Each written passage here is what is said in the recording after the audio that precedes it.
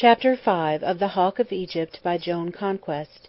Into the public domain. Chapter 5. Oh, yet we trust that somehow good will be the final goal of ill. Tennyson. After the fight in the bazaar, the ducal party stayed for another fortnight in Cairo, during which time Damaris saw as much of the place and its surroundings as she could in 14 days, and a few hours out of each of the 14 nights, whilst her godmother played bridge or poker, paid and received visits, took her to dances and parties, and busied her fingers in the tangled threads fate had tossed into her lap. It was an understood thing that the girl should be ready to conduct the old aristocrat to the dining-room at the dining hour, and give her the evening. Other than that, her time was her own, though owing to her innate courtesy and her love for her godmother, she never once absented herself without having obtained permission. "You are a positive tonic, child, in these perplexing days," remarked her Grace, when the girl had concluded the recital of the flight in the bazaar. "Only do remember to come straight to me if ever you get into a real scrape." And that night the old lady, who had lost heavily at poker, fairly snapped at Maria Hobson, who, tucking her up in bed, remarked, greatly daring, upon the amount of liberty allowed the child. "Don't be foolish, my good woman," she said, "and do, for goodness' sake, mind your own business of looking after me. Although my goddaughter may bluff a bit for the fun of the game, and get down a bit for her own good, yet I shouldn't advise anyone to get seeing her too often. Fate dealt her a royal straight flush in hearts, and better that you can't, no, not even you, hold a full house of intrigue and bad intent t'other end of life's table." "Humph!" replied the maid, heavily through her nose, not having understood one word of her mistress's admonition. Each day at breakfast and at dinner, a bunch, big or little, of simple or hothouse flowers lay beside the girl's plate, without name or message. Now, the finding of flowers upon your table does not, in Egypt, necessarily imply that the donor thereof is a son of the desert. The maître d'hôtel has been known to do it out of deference to your rank or purse, and only once had Jane Coop had the mixed pleasure of meeting the deaf-mute Nubian who daily left the posies at the hotel. Refreshed from her siesta, she had descended to the hall via the stairs instead of the lift, and bumped into the ebony-hued slave as he bent to lay a sheaf of flowers upon the matting outside her mistress's door. He had straightened himself and salaamed almost to the ground, which had delighted Jane Coop, and had offered the bunch to her. "Oh, no, my man," she had said, bridling, "you don't come over to me that way. Just you take that trash back to where it came from. My young lady ain't that kind," and had shaken her fist in his face and flounced downstairs to lay a complaint. What with the militant maids, the parrot, and the dog, the ducal party was continually breaking out in some direction or another, but the maître d'hôtel, who simply worshipped the old lady, merely smiled and poured the oil of soothing words upon the troubled waters. The girl had quite casually recounted the fight in the bazaar, and the wise old woman had made no comment; but, all the same, next day she indifferently asked a few questions of Lady Thistleton, who had a big heart, narrow mind, an ever-wagging tongue, and 2 daughters. "Oh, that's the son of the Arab and the English girl. You must remember the fuss there was in England over the runaway marriage. What was her name? How she could, you know— Ah, yes, you must be talking of Jill Carden. I knew her very well. Naughty girl, she refused the invitation I sent them asking them to come to England and stay with me, and gave up writing to me after a while. Does she live in Cairo?"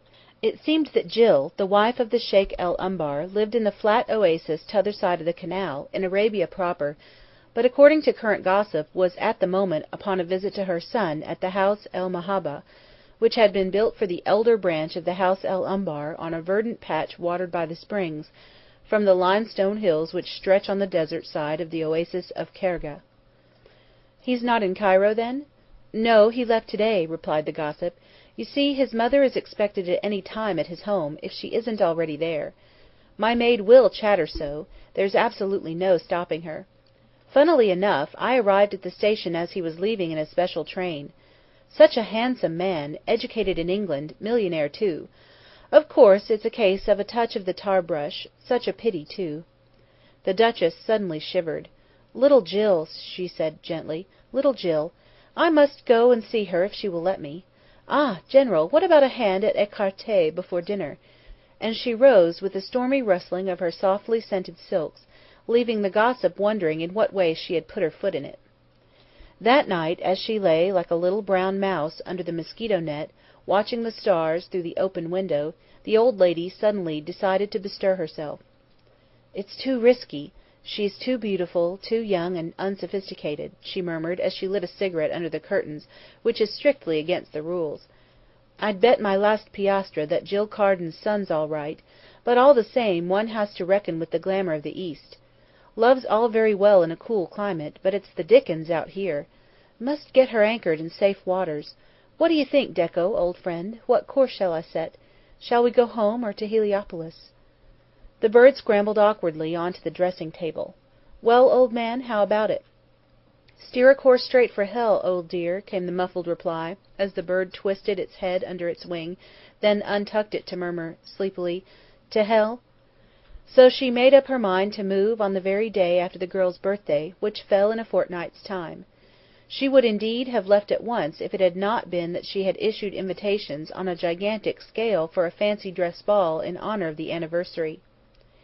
Inwardly Damaris rebelled at the suggestion of moving on to Heliopolis. Outwardly she acquiesced without enthusiasm. "But if it will do that nasty little cough good, dearest, why wait for the ball? Do you want to go, Maris?" "The desert will be so near," evaded the girl. "Half an hour's ride at the most, so Ben Kelham told me, and there you see the desert, miles upon miles of it stretching right away like the sea." The hawk eyes flashed across the girl's face, taking in the forced indifference of the expression and the light which gleamed far down in the eyes. "I had a letter from Ben this morning. His lung has been troubling him. That is why he hasn't been over." "Did you... is it... rather lamely replied the girl. He had written Damaris a perfunctory note of welcome to the land of the Pharaohs, then a week later had come over to dine. He had ached to take his beautiful little chum up in his arms and shake her for her haughtiness, and by sheer strength of arms and will force her to say yes to the question which it took him all his strength not to ask. Since childhood he had been her slave, her doormat, and the butt of her various moods, feeling infinitely well regarded by a careless smile or word, so that he found it difficult, in fact well nigh impossible, to act up to her Grace's plans and suddenly transpose himself into the strong, silent man. The girl, spoilt and accustomed to slavish devotion and used to his worship, felt incensed, then hurt, and finally perplexed, and to hide it all, retired therewith into a shell of icy reserve. He had adored her openly, and now, seemingly, looked upon her as just one of the crowd of women in the hotel. She had taken his adoration for granted and as a right, to awaken one morning to find the gems she had tossed in amongst the rubbish of her little experiences gone. Is there a greater mistake in the world than that of looking upon love as an ordinary possession instead of as a rare jewel? They were both very young, so that they suffered the agonies of doubt and uncertainty, whilst the worldly wise old dame smiled up her sleeve. From the hour of the early cup of tea until breakfast-time on the morning of the ball, which was also the girl's birthday morning, tarbooshed, impudent young monkeys of messenger-boys, bearing gifts and flowers, arrived in a stream at the hotel. Flowers in pots and vases and bunches lay everywhere in the suite. Shawls of many colours, silken veils, slippers, albums of views of Egypt, rare antiques, made mostly in Birmingham, one mummied cat, genuine, scarabs, suspicious, and one live gazelle littered the place. Ben Kelham had brought her a finger-napkin ring of dull gold. Through it he had forced some flowers and sent it along. She held it tight in her hand for a moment, then deliberately and ostentatiously laid it amongst the clutter on the table, whilst her Grace peeped from behind the newspaper which she was reading in bed. Arrived at the table in the breakfast-room, the girl suddenly flushed pink and then went quite white. Right in the centre, flanked on one side by the glass dish of glowing fruit and the other by a cut-glass jar of Kuyler's marmalade, stood a cage tied at the top with silver ribbon and containing 2 cooing doves. The doves were just ordinary ones, but their prison was no ordinary cage. Fair-sized and square, it was made of fine white bars of ivory. The underside was also ivory, square and unblemished, and would have made an ideal hairpin tray. It stood upon ebony feet inlaid with infinitesimal precious stones. "It has but just arrived, Miss Hethencourt," said the maître d'hôtel, who had been fluttering round upon tiptoe of a most unusual curiosity. "There is no name, no message." "Please send it to my room," she replied indifferently, whilst for some unaccountable reason her heart throbbed as she responded to the birthday greetings which came from every corner of the room. CHAPTER VI.